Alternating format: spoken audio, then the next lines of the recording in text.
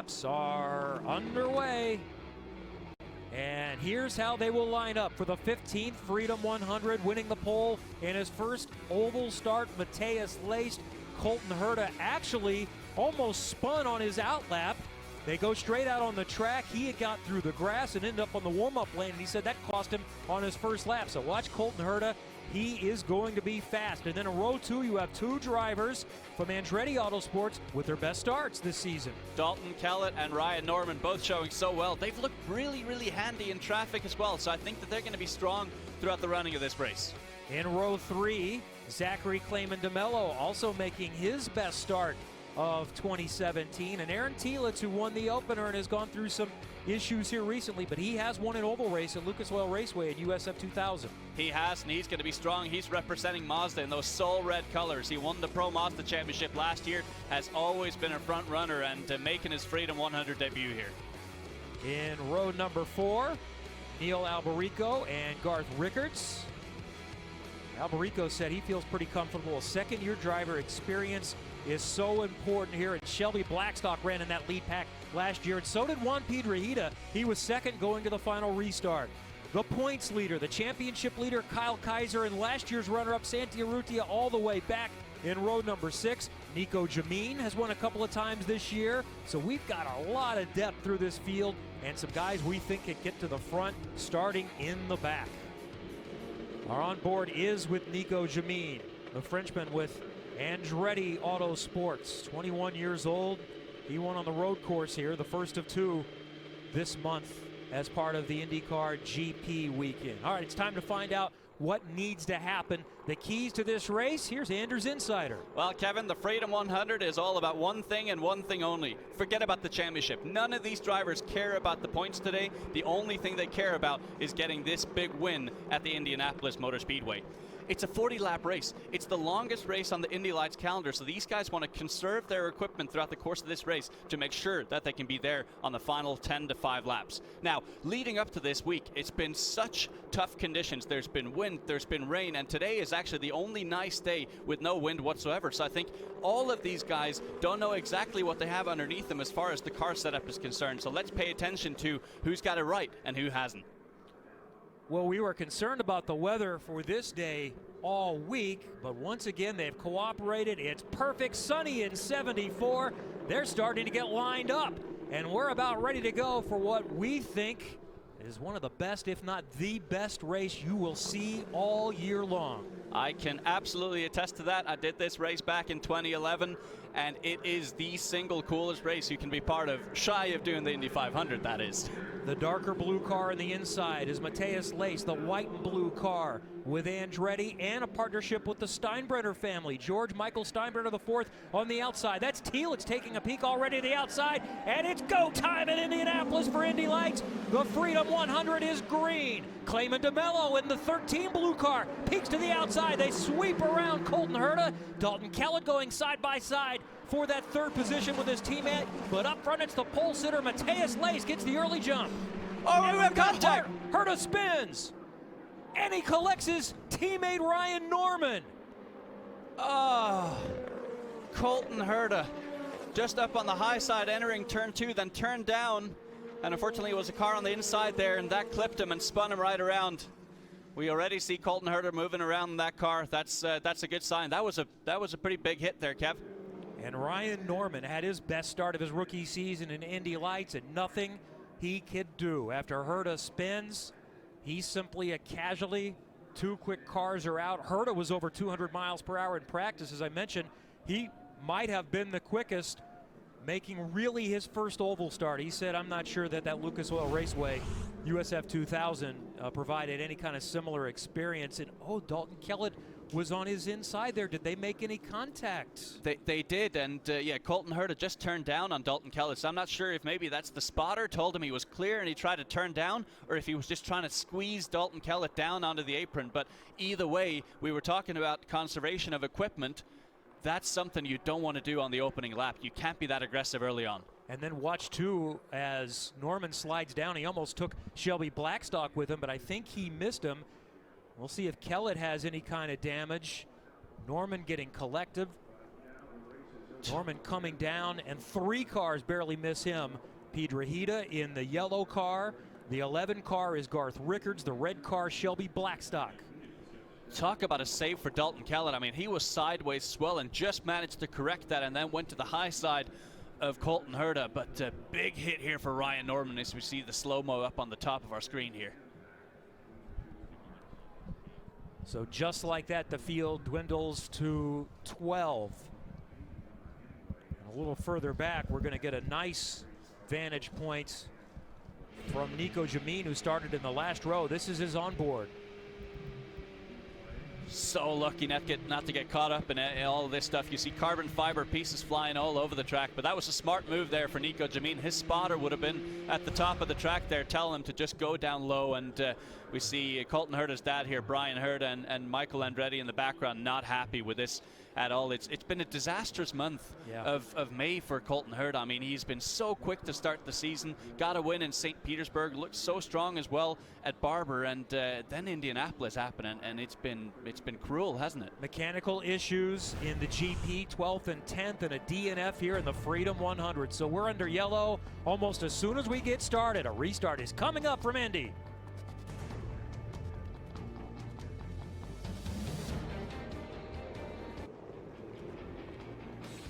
It's carb day in Indianapolis. Everyone is excused from any productivity today. Take the rest of the day off. Indianapolis has joined us today for the final IndyCar practice and the biggest race of the year in the top step of the Mazda Road to Indy, the Freedom 100 for Indy Lights. But as soon as we went green, yellow, Colton Herta coming down a little bit on his teammate, it appears, Dalton Kellett. He loses it, takes another teammate, Ryan Norman, in that orange and black car trailing behind. All right, to pit road, let's talk with one of the principals of the Andretti Autosport IndyCar team and the dad of one of the drivers affected. Katie? And Kevin, we're used to talking to Brian during some positive situations like Colton's 2 wins, but Brian, what do you think happened in that incident? What was Colton thinking, maybe? Well, I don't know that I can say what Colton's thinking, but it's a shame because he had a great car, obviously. He's out of the race. Ryan Norman's out of the race. He had a great car. Just looking at it just on the replay, it looks like maybe he didn't know that Dalton was still on the inside of him there. I don't know if the spotter was talking to him. It's just not, it's not how you want to start the race here, and it's a long race, and unfortunately he's out early. And this is a really hard track to spot at. Were you listening to the radio? No, I'm not on the headset, so I only see now just what you guys have looked at. And like I said, just looked like he didn't know Dalton was still down there. But better to ask him what he thought. I'm just glad everybody's okay. What will you say to him to pick his spirits back up? Get ready for the next one. Thanks, Brian.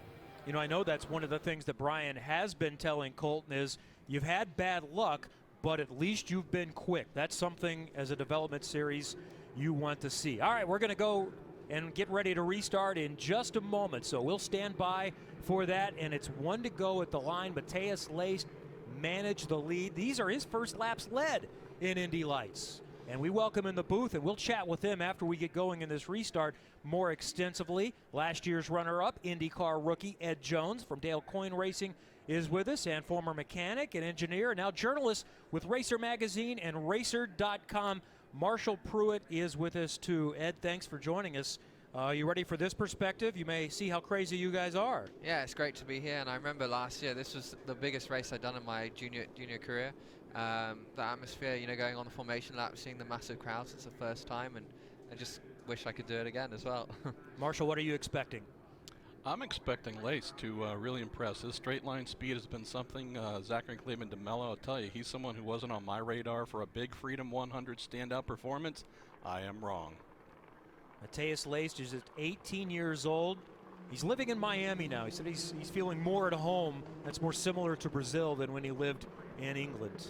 Yeah, but I think speaking of Mateus Leist, he was so impressive when he first came over to the U.S. and did his first oval test at Homestead Miami Speedway. And I think it's very much, and Ed, you can speak to this, it's very much one of those things where as soon as you get to an oval, you either absolutely love it or you're going to hate it, and clearly he loves it. Yeah, exactly. The first time I went to Homestead, actually, I found it quite tough, you know, because it was Carlin's first time on an oval as well. So he didn't quite have the car right, and it was my first time, so everything was learning. Whereas now we built a solid car with Carlin, and I guess the first time out he did a really good job, and you can see now at the Freedom 100 they're 1-2.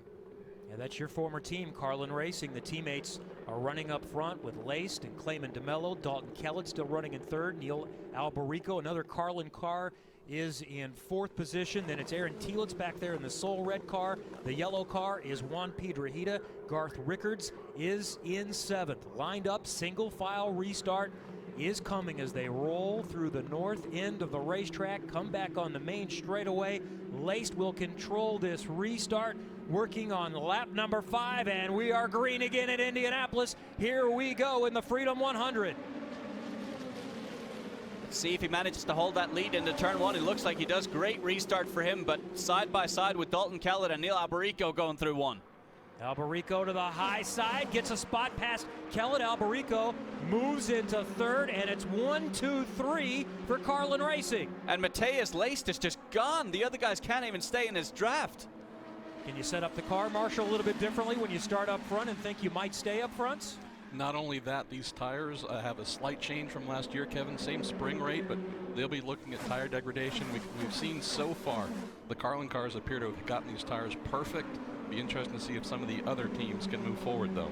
That gold car, similar to James Hinchcliffe's paid scheme, same sponsorship with Schmidt-Peterson and with Bilardi now, is Santi Urrutia, who had a very, again, disappointing qualifying session. Want to see what he can do as he makes a move back in the pack. Yeah, I spoke to him a little bit earlier, and he said he's got a great race car. Not one that he could qualify well with, which clearly showed on the timesheets, but he feels like he can place his car anywhere, and that's being shown here. Look at how high of a line he's running through turn 2 there, just getting clean air on those wings, getting no turbulent air whatsoever. Dalton Kellett in that turquoise car, going to the outside and making a move on Alberico. They're going to stay side by side through the corner.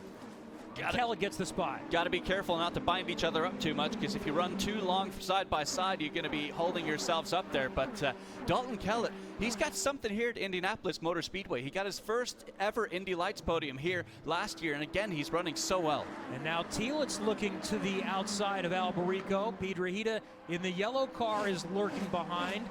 Ed, you can't do this in IndyCar. What's it like going on the high side through a corner in the lights car? Yeah, it's amazing. You know, obviously last year coming to the finish, we were side by side the whole way around 3 and 4. So yeah, it's a lot of fun doing it.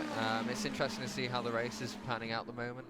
It looks like similar to last year, the Carlin guys, we were really strong early on in the race, but I think the ones to look out for are Kellett and the Andretti car, they came on really strong, and also the Pelfrey car and Piedrahita. I remember last year, the first half of the race they were a bit behind, and then all of a sudden towards the end they made a big charge. So yeah, it'll be interesting to see how they get on. Piedrahita working on Alberico side by side as they go into 1, and this time Alberico is not going to see the position, and he's going to scoot back in front. Tire management, part of the storyline. How much does it impact the Cooper tires if you spend a lot of time on the high line going side by side? Yeah, obviously the tires are different this year, but we had to try and not do it too much because you're starting to wear them out quicker. I was quite fortunate for most of the races running first and second, so we're kind of trying to stay in that position, whereas these guys trying to move forward, it makes it a bit more wearing on the tires, and they might struggle towards the end of the race. As we watch Santi Urrutia, Marshall, any idea from when you've talked to Brian Bilardi or the team, this is one of the surprises. Now, he has had some bad luck. He's been collected, but they haven't quite had the pace that we expected for the team or for him. Keep in mind, he's coming off the dominant Sam Schmidt team, the Schmidt-Peterson Motorsports team, one that's just rolled through Indy Lights for many years. You go from a near championship, last lap, almost final corners last year to heartbreak, had to switch teams. This is getting to know new people. This is getting to build on something brand new. Now, Marshall, you're a bit of a historian. You know, I'm looking at Mateus Leist up front, and I'm thinking of one other Indy Lights driver that used to dominate this race, not just once, not twice, but 3 times, and that's Wade Cunningham. Absolutely. And, well, we'll have to get Mateus a really interesting cat to go with Wade's collection. But one of the interesting things here, guys, and I definitely know you're looking at this too, some are being aggressive. We're watching Aaron Thielitz, for example. He's pushing really hard in the beginning. You'd love to see that fighting spirit, but you're also wondering, should his spotters, should his engineers be saying, all right, now's not the time. We don't need to see these big moves on the steering wheel, these hard passes. Take it easy and breathe. We're getting close to that point where we're going to start pushing hard. Anders, where do you feel like you want to run? And Ed, jump on this too. Where do you want to be at this point in the race, taking everything else into consideration? Well, you really just want clean air on your wings. That means that you have a lot of aero on your car, and we see Aaron Telitz here trying to find some clean air down the bottom of the racetrack. But yeah, you want to be in as much clean air as absolutely possible just to keep the tires underneath you. All right, there we see Colton Herta and Ryan Norman back by the care center, and Jan Beekes is with them. Yes, they've both been released. We'll start with Colton, and I see you've got some ice here on your wrist. Is everything okay? Yeah, I'm fine. I took a little x-ray, but it was no problem, so. Were you aware that there was a car underneath you? Did your spotter tell you that whether you were clear or whether there was something there? Yeah, no, I saw him, but I don't really know what happened. I'll have to look at the data and look at the video. So it was Dalton Kellett, I believe, and there was actual contact that spun you, correct? Yep. So other than this, you're A-okay? Yeah, I'm fine. All right, sorry you're out early. And Ryan, you obviously took a brunt of the no place you could go. Physically okay? Yeah, I'm physically fine, just really disappointed. It was our highest starting position of the year, so it kind of sucks, but it was just in the wrong spot at the wrong time. Just Colton's car was kind of coming up, and just I was pinched into the wall and had nowhere to go. But just want to thank Andretti Autosport. They had a great car this whole entire month so far, so I guess we'll just come back stronger at Road America. All right, thank you. Thanks. Thank you, Jan. Ryan Norman, a 19-year-old from Ohio, as he said, had a great opportunity. Not going to happen for him here today.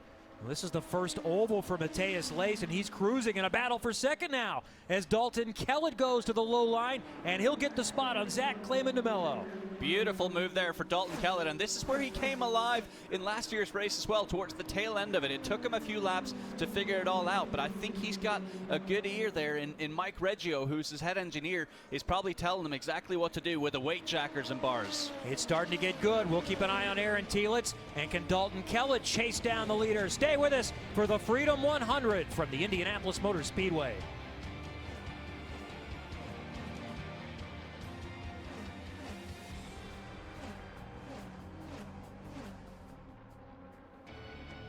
Carb Day continues from the Indianapolis Motor Speedway. This is the Indy Lights Freedom 100. I'm Kevin Lee, Anders Krohn, Ed Jones, Marshall Pruitt, Katie Hargett, and Jan Beekes on pit road. Townsend Bell, Paul Tracy, and Marty Snyder will be back along with Robin Mill a little bit later on. Mateus Leist started from the pole. He has led all 16 laps. Dalton Kellett is running in second. Aaron Telitz has worked his way up to third. Then it's Neil Alberico, and Zach Clayman DeMello has fallen from second to fifth. This is a great run so far for Dalton Kellett. His second year. Last year he finished third in this race. This is not a big surprise. It's not, and he's really come alive here on the ovals. He's done so well here. At the moment, he's looking like he's got the strongest car. Mateus Leist, by far and away the quickest early on in this race, but now just looking at the cars, the lines that Dalton Kellett's able to take there up on the high side, that shows he's got a good car. And Aaron Telitz as well, right on the gearbox of Dalton. Darren Manning has spent a lot of time, the former IndyCar driver, working with Dalton Kellett, coaching him up, and he's made really good progress as he continues to go through. And then as we go a little further back, you have to go way back. Look for that green and white car. That's the championship leader. Kyle Kaiser did not qualify well and has not made much progress in the race. Ninth. What's going on with Juncos, Marshall? They're off by just a couple miles an hour. It doesn't take much, and as you guys know, here with these spec cars, you really have to be absolutely perfect. And here's a battle for second as Aaron Telitz goes around the outside in the Soul Red car. The Pro Mazda champion last year has taken over second in the Freedom 100, and he's scooting away. Beautiful move there, and that's so unnerving for Dalton Kellett, because as soon as Aaron Telitz crosses over the front end of Dalton Kellett, he's going to lose all that clean air. So Aaron Telitz nicely done there into turn 3 and is now chasing down Mateus Leist. Just like that, we're just about halfway through this Freedom 100, a sprint race, no planned pit stops. Manage the tires. It's a long stint. Keep in mind the IndyCar drivers only go 28 to 32 laps in a stint, so the Cooper tires are asked to do a little bit more. But I was actually talking with someone yesterday that I wonder if someone running towards the back of the field, if we were to get a full course caution here, would they come in for 4 new tires and try and charge through the field? What do you think, Marshall? I love your line of thinking, Anders. I would absolutely do that. If you, at this point, The only thing to do here is to win the Freedom 100. Second doesn't matter. We don't remember who finished the second. These kids need to win, so I love that idea.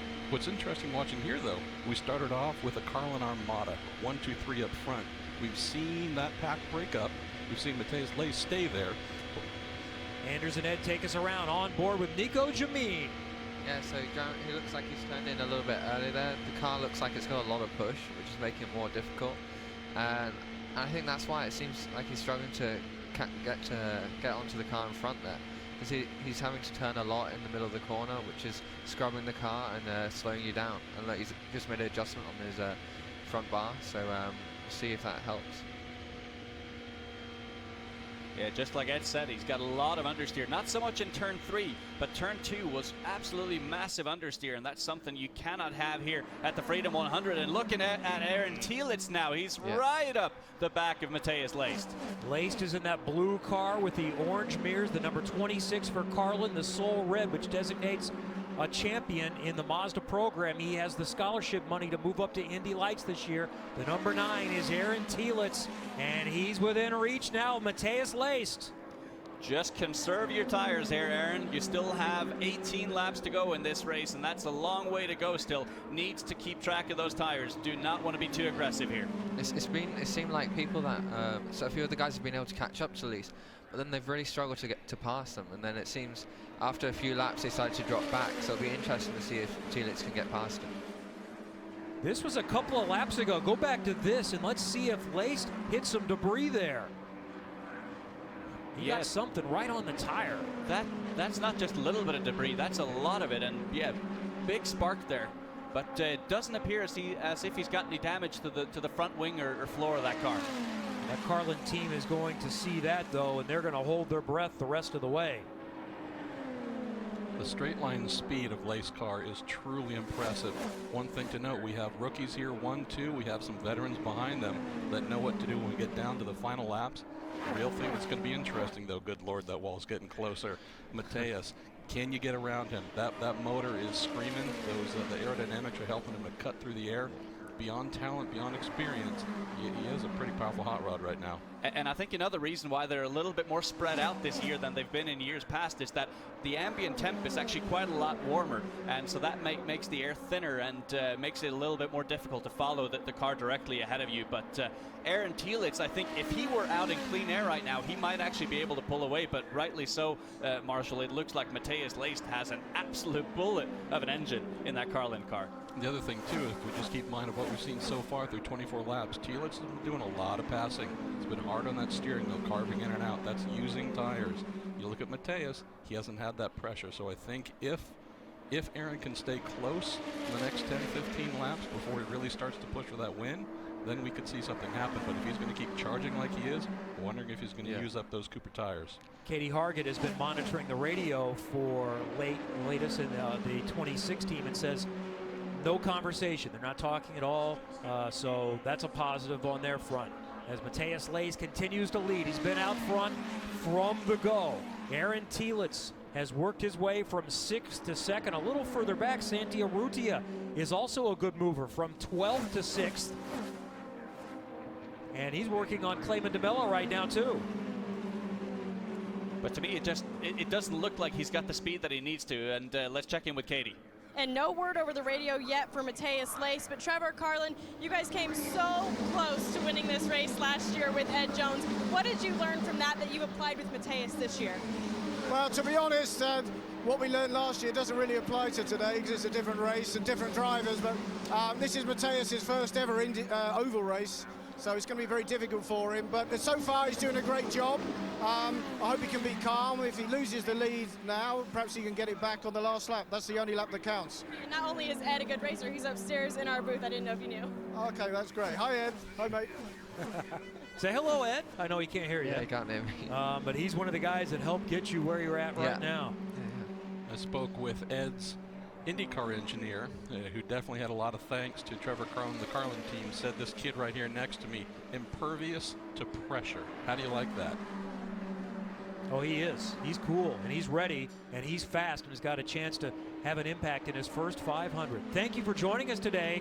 the biggest weekend in motorsports. We kick it off here at Indianapolis, Monaco, Charlotte this weekend. You'll see reports from all 3 locations coming up in our NASCAR America Motorsports special at 3:30 today. But it is Carb Day at Indianapolis. We've already had the final IndyCar practice. The party continues after this race with the pit stop competition, music, and more. Stay with us from Indianapolis.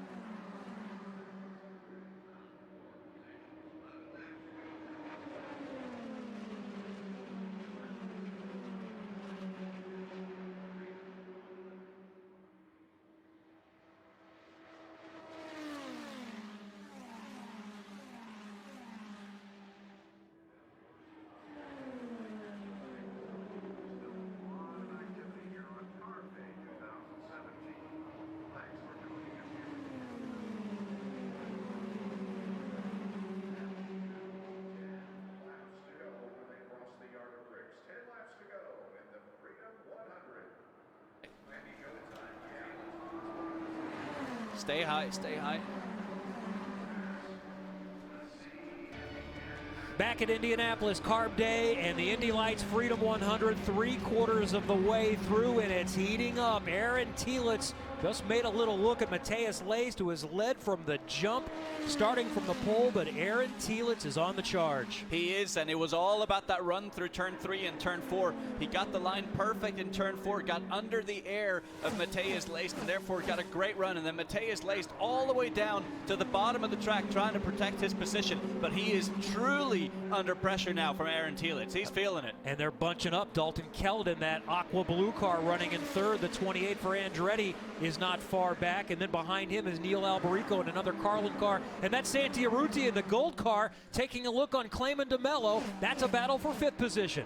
Yeah, Santi Urrutia just cannot do anything at the moment, but pay attention to Aaron Telitz as he goes through turn 2 in that Soul Red Mazda car. He gets a big push, and that washes him up really, really wide, and as Marshall mentioned during the break, that's where he loses his time. But then come up here to turn 3 and turn 4, that's where he picks up all his time. So now look at his line here as he manages to keep it so tight, and he might have a run here to come onto the front straight and draft up on the blue car of Mateus Leist. That's Anders Krohn. Marshall Pruitt from Racer Magazine is with us. I'm Kevin Lee. Ed Jones, last year's Indy Lights champ, is in the booth, a rookie in IndyCar.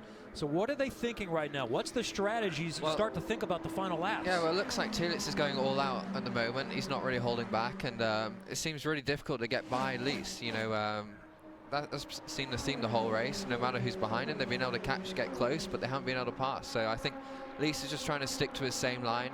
I know he has the same spot as I had last year, so he's getting some great advice on what to do. But it'll be interesting now. I think as Telitz gets really close, maybe he can get a run now down onto the front straightaway. But yeah, it's getting late now. There's not too many laps left, and I think he's desperate to try and make a move. While we watch this, let's check in with Katie. And you guys have been talking about how hard Mateus Leist has been to get around, and Aaron maybe giving him a hard time trying to get that lead. Their team just came over the radio and said, we need you to go lower in 1 and 3 as you see Aaron Telitz make a pass for the lead, Kevin. Side by side, Telitz in the sole red car to the outside. The blue car in the low line is Leist, who has dominated this race so far. Telitz is trying to get to the front, can't quite get it done, and Leist hangs on to the lead in Indianapolis. But now Aaron Telitz needs to suck up and go up to the high side again, keep it absolutely pinned on the high side here. This could be determining the winner here. He can't quite get it done around the outside here, but I think he might be able to get it lined up through turn 4. Leist manages to maintain the advantage and then gaps it by 3 car lengths. Telitz went after it, and that's opened up the door for Dalton Kellett in third, running side by side for second down the main straightaway. Yeah, it seems when anyone gets side by side with Leist just seems to keep the momentum up and get back past them. That's the problem. Usually you slipstream and then it's easy to pull out and get ahead, but that's not happening when people are running up on Leist. And listen to the crowd reacting to Dalton Kellett getting to second around Aaron Telitz. Alberico in the blue car in fourth is lurking, and Santi Urrutia has grabbed that 5th position. Still at least 5 in play in the Freedom 100, more than 5 laps remaining. Aaron Telitz has lost all sorts of momentum, so I'm wondering if his tires have fallen off here. He looks like he's got nothing left in the bag whatsoever. Urrutia working on Alberico. Alberico goes down near the pit wall divider to defend, and Urrutia will still manage to squeak his way through on the inside. Can he make it stick side by side for 4th? And Urrutia grabs the spot. Maybe this is all planned out here for Santi Urrutia. Maybe Santi Urrutia has hung back this entire time, saving his Cooper tires on this car. He's a rocket ship on the track at the moment. From 12th to 4th, it's been a nightmare season for the driver that was a lap away from winning the championship and the Mazda Scholarship to get to IndyCar last year. Can this be the breakthrough for Santi Urrutia? Still a lot of work to do. He's running 4th. Telitz in 3rd. Kellett in 2nd. Leist, the leader. There's Kellett in that aqua blue car. 2nd place with Telitz trying to work on him once again. See, Telitz is going to be frustrated right now because he's feeling like Dalton Kellett should be pushing Mateus Leist into making a mistake here. He's got to show his wing upside, downside. He's got to show his wing absolutely everywhere to stress Mateus Leist, because I think on outright pace alone, they're not going to beat the blue car of Mateus Leist today. He's led every lap from pole. Santi Urrutia just set the fastest lap at over 97 miles per hour as Telitz takes a little look on Kellett, can't get him there. And this is perfect here for Santi Urrutia. Every time Aaron Telitz moves around like that, he loses a little bit of momentum, and that gives Santi Urrutia a run. Beautifully done here for Santi Urrutia to hang on. Faster that time by over 198 for Urrutia. The happiest driver in the track right now, Mateus Leist. Let everyone behind him fight, work, scrub, run their tires down. He is someone who's looking in his mirrors and thankful that folks are jousting. Contact, we think, in the back. We stay green for the moment. And you saw something. There's Urrutia that slapped it. But in the corner before, it was Neil Alberico that hit the wall, and that was a big impact with the wall as well. He keeps going, but does not opt to go into the pits. But both these cars now, in the matter of 2 corners, and yes, Santi Urrutia with big damage in that gold car. Will we stay green as we head to 2 to go? Now it is a 3-car fight up front. Telitz in 3rd in the Soul Red car. Kellett in 2nd in the Aqua Blue car. And up front it's Mateus Leist, who's led every lap in his first oval start ever. And at this point in time, Mateus Leist is just going to be looking down, making sure he hits every mark. Just give your opponents a little bit of dirty air in the middle of each corner. Pay attention to your mirrors. See exactly where the other cars are placing themselves. Figure out, where do I need my bars for turn 1 and turn 2? Where do I need my bars for turn 3 and turn 4? Looking great so far. Brazilians have a fantastic history at this racetrack in the Indianapolis 500. Can Mateus Leist become the latest winner at Indy? He's led every lap, but can he lead the big one? We are coming down to it. Main straightaway. 3 cars still in the mix, and the white flag in Indianapolis. Who's going to win the Freedom 100? One final chance here for Dalton Kellett to line up a run. You see him all the way down on the apron on those rumble strips. That's where the car gets oh so free and so difficult to control. But Dalton Kellett's going to just hang it out here and see what happens. Does he have enough? Telitz is not quite close enough. Kellett's got the back half of the backstretch to make a move. Leist by 3 or 4 car lengths on the north end of the track, seems to be in control. Final turns for Mateus Leist. Through 4, back on the main straight. Nobody's gonna catch him. Mateus Leist dominates from pole and wins his first oval race, and it's at the most famous race course in the world. Mateus Leist has won the Freedom 100, his first win in Indy Lights. Mateus Leist and Carlin Racing, you guys have done it from being rookies to the Indianapolis Motor Speedway 2 years ago to now being winners in the Freedom 100. Boy, what a job. And while Leist wins, Aaron Telitz got the move made to finish second, getting past Dalton Kellett. Let's go back and look behind the leader. Kellett tried to defend. And a drag race to the line for second, and Telitz got him by about a quarter of a car length. And that was all because Dalton Kellett went all out on the final corner, went all the way down to the apron, lost some momentum, and then Aaron Telitz had his shot. But Mateus Leist, man, what a performance. That was a drive for Mateus Leist. Impressive. We'll hear from the winner and plenty more. We've got much more coming up from Indianapolis.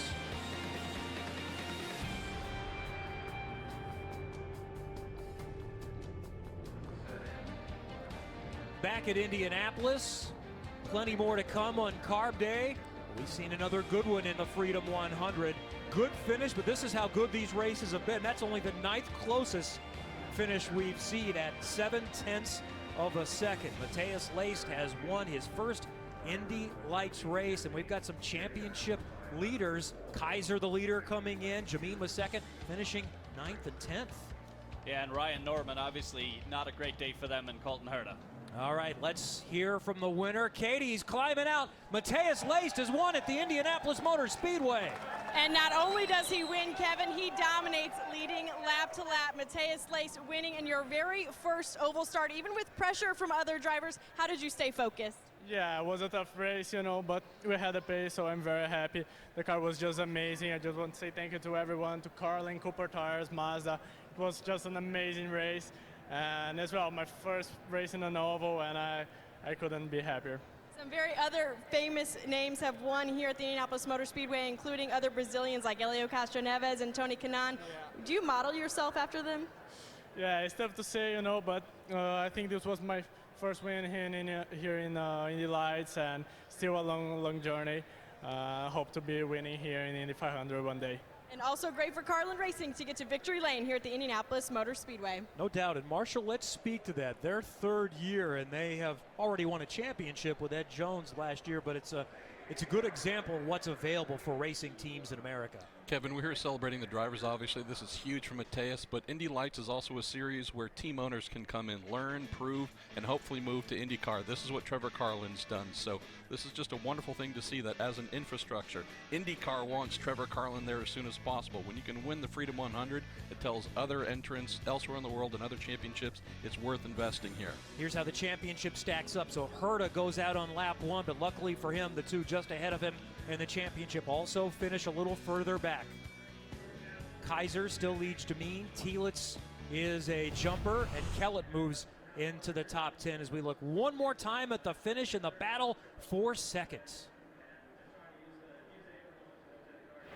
And Aaron Telitz had a photo finish today at Indianapolis. Unfortunately, not for the win, but for second. You saved it till the last lap. Certainly, I know you wish you had more laps, but that was an exciting finish on your behalf. Absolutely, definitely an exciting finish. I wasn't saving it for last. I was trying to get around Mateus for first place there earlier in the race, but just couldn't get it done. Our car was good in traffic, getting runs, but I think they must have been a little bit more trimmed out than we were, because when I get alongside of him, he just had a little bit more speed. So, but a great run. I got to thank the Belardi Auto Racing guys, Mazda, Race Lake Weighing Systems, Maury's Auto Group for all their support this year. And when you started to challenge and you started to put yourself in that position, did you lose some grip then and then lose? I mean, is it something you only had limited opportunities? Definitely, yeah, I had limited opportunities. I wore off my front tires a bit in the race, and then I went really aggressive on the roll bars to try to get some front grip back, and I was even loose in traffic a couple of times just because of that when I went a little aggressive on the anti-roll bars. But yeah, we had a great car in traffic, just not the car to win, unfortunately. Well, thank you, and great finish. Thanks, guys. Katie? And Jan, we know that this race always provides exciting finishes. Dalton Kellett on the other end of that exciting finish, though. Dalton, what were you thinking when Aaron got his way around you? Well, it was a great move by Aaron, and basically what happened was we had a lot of understeer going through 4, and I knew I had a big run on Leist going through 1-2, and I wanted to capitalize that and have another photo finish coming across the yard of bricks, but I knew if I took my regular line, I wouldn't be able to stay behind him. So I was trying to play with the apron, get the car to rotate a bit, and it rotated too much. Got a moment, had to check up, and kept the car off the wall. But Aaron got me. So good move by Aaron for that last lap pass. What is it about the Indianapolis Motor Speedway that provides such exciting finishes and passes? I think it's especially with the Mazda IL-15.